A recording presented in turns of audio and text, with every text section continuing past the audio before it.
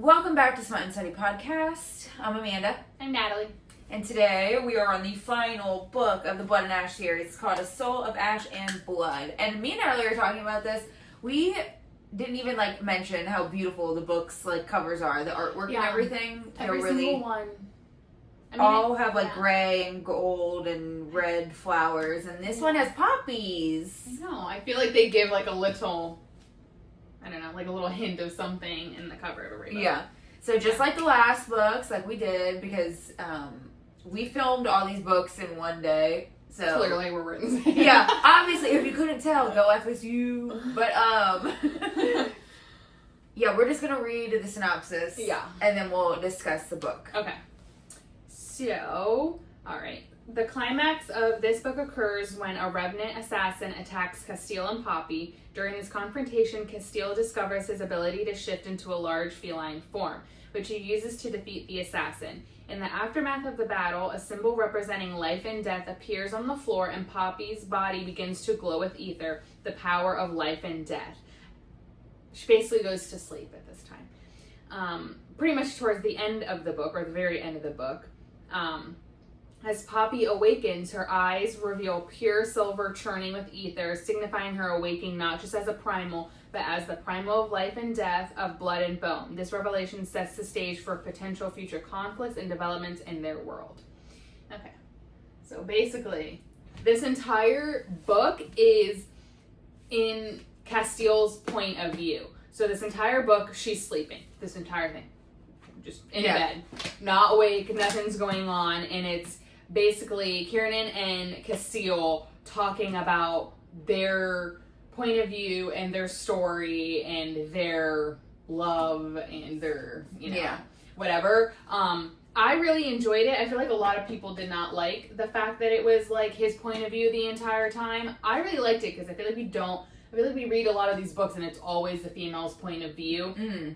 And you get one little tidbit of the guy's point of view, and usually the guy's point of view is so great. Because it's half the time it's in the girl's mind, they're shitting on themselves or doing whatever, and the guy's just she's so pretty, I'm in love with her forever, and you're see, this is so good. Yeah. It's just so good. So it's his point of view, so nothing super crazy happens in this book. It's honestly just kind of a recap from his point of view. However, I know I just kind of read it in the synopsis, but the book is just a little bit better towards the ending, because I just read it before we started filming, and both me and Amanda basically squealed, so that's how we feel about it. So anyways, I'll start from here.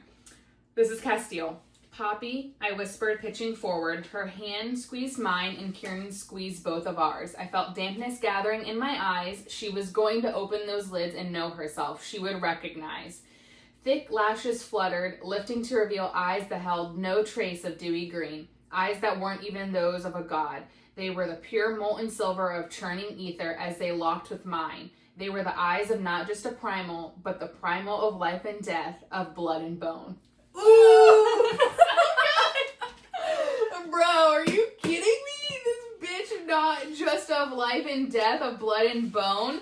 You've got to be kidding me. Yeah, so we are so excited for the next book to come out, because you ended on that. Come on, we need more people. We need to know if Poppy remembers Casteel.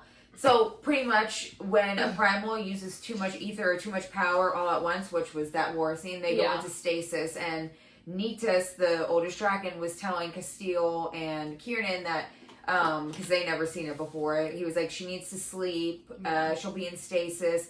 But pretty much, you don't know how long. You don't know how long that they're going to be in stasis for, but they could wake up sometimes not remembering anything. So he pretty much was telling them, talk to her while she's in stasis. So that's why this book is pretty much all in Casteel's point of view. And I can see why people might not have liked it, because it recaps, from the first book. Yeah. His point of view of when they first met and everything. But it's cute because throughout the whole book, he's telling Poppy the stories of, how he felt in those moments. Yeah. So, which obviously I were really freaking sweet. Yeah, but I feel a lot of people were just oh, I don't know.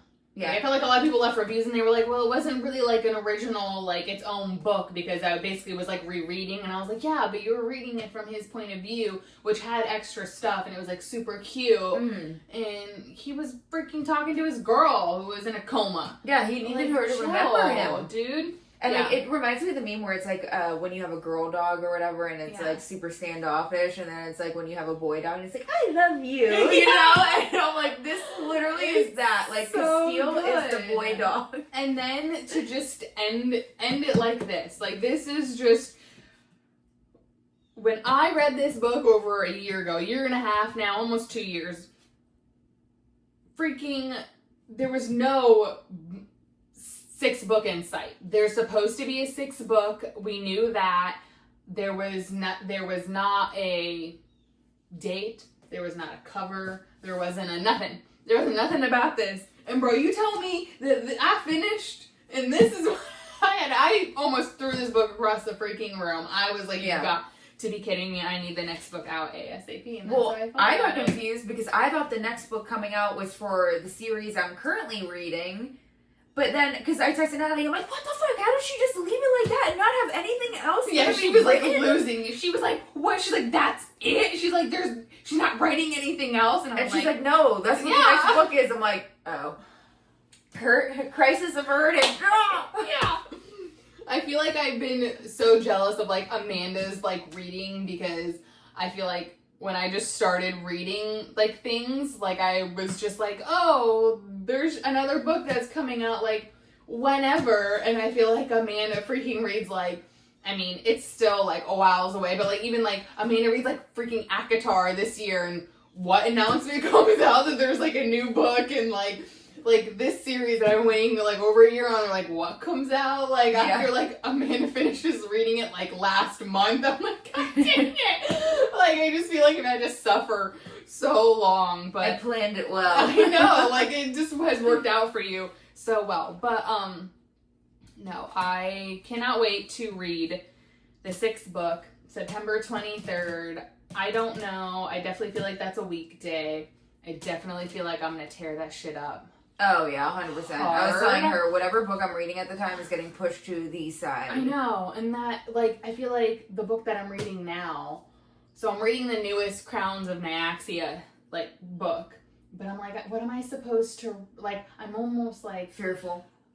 When does that come out? It's out. It came out 2 days ago. Oh, well, see, there we go. Yeah. I got a book for her! Like, what am I gonna read that's not gonna disturb? I was like, I can't start another series because I'm gonna frickin' drop that series. It's on a Tuesday. Damn it. Son of a bitch. Why do they do this to us? I'm calling out. I know. I hope my day off is that day or around there. God. Yeah, well, if you guys read this book, you guys know the feeling. Yeah, I hope it gave you the feels that it gave me and Amanda, or we're just a bunch of literal girls that just, like, eat to everything. But sometimes I wish that we just, like, would record ourselves reading the books. Yeah, just being, like, in our natural habitat, like, before we started filming, because, like, it was just so perfect how I read that, and both of us, like, shrieked at the same time. It was so great. That just shows you how good the book is, though. Yeah. We read it already, and we still shrieked at the last sentence. Exactly. Come on. I know. It's so good. Yeah. So, hopefully she opens her eyes and she knows Casteel and Kieran, because I don't think I could take it if she didn't. Jennifer on Instagram has been posting little freaking snippets, like one-liners, and the one-liners are so freaking juicy and good, and I'm just like, is she better? I saw one-liner and it kind of ruined things for me. Did you really? Yeah, I told you about the granddaughter thing. Oh, yeah. I'm sorry. Well, it didn't... I just put 2 and 2 together, so that's why... Yeah. Oh, I didn't know it came from that, though. Yeah. I thought it came from something else.